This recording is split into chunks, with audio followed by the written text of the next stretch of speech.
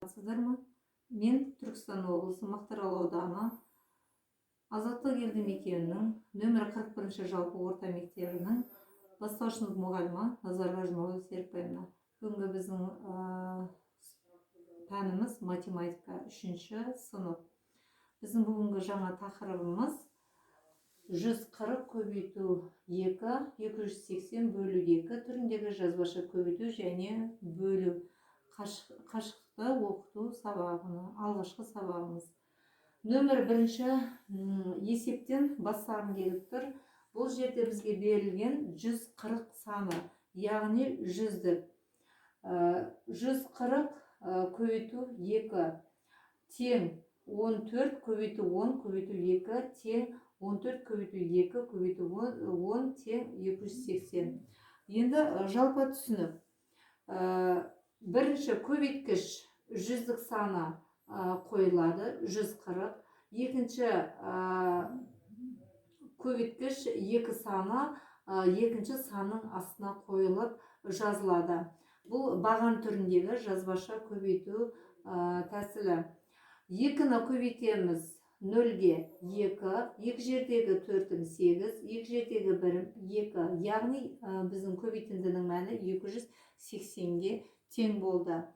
Бұл разрядты қатармен айтатын болсақ, 100-дік, 10-дік және 1-лік.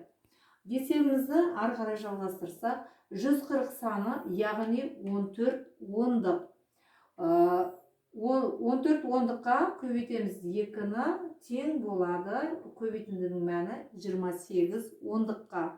Ал 2 таңбалы сан менен 1 таңбалы санды көбейту жолымен шығаратын болсақ, 14 көбейту 2. Екі жердегі 4-ім 8, екі жердегі 1-ім 2, яғни көбейтіндінің мәні 28-ге тең болды. Ал енді осы есептің кері амалмен шығаратын болсақ, бөлу амалын айтсақ болады. Бөлу амалында 280-ді бөліп аламыз 2-ге. Жақша ішіне 28 көбейту 10, жақша жабылып, жақша сыртында 2-ге бөлінеді.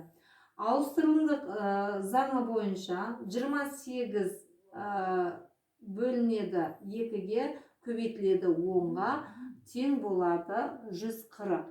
Баған түрінде бөліп алу жолы бірінші бөлгіш 280-ді қойып аламыз және бөлу тәсілінің сызықтарын орналастырып, екінші санымыз бөлгішті жоғарыға жанына қойып аламыз. Және бір сан береміз, бір жердегі 2-ім 2, азайтсақ 0.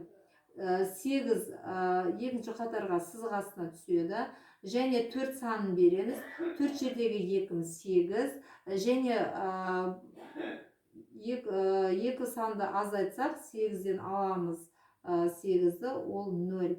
Және ол соңғы жүздіктегі 0 арқасына түседі, 1-ден 140 саны болып кетеді. Өйткені 0 сандар бұл бір-бірімен алынбайды.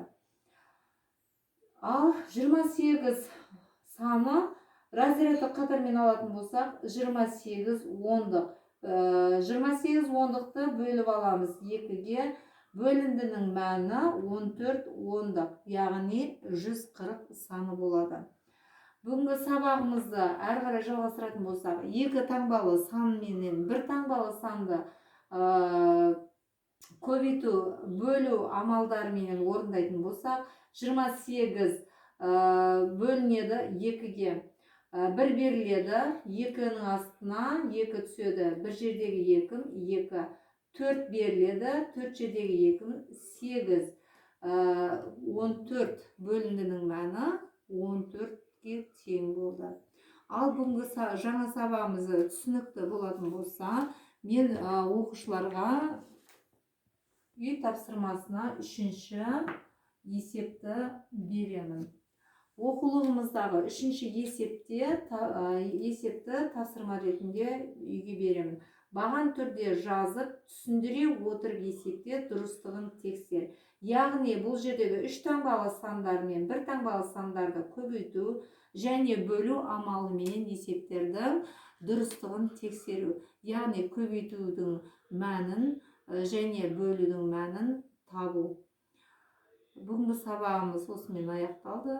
Сау саламатта болыңыздар.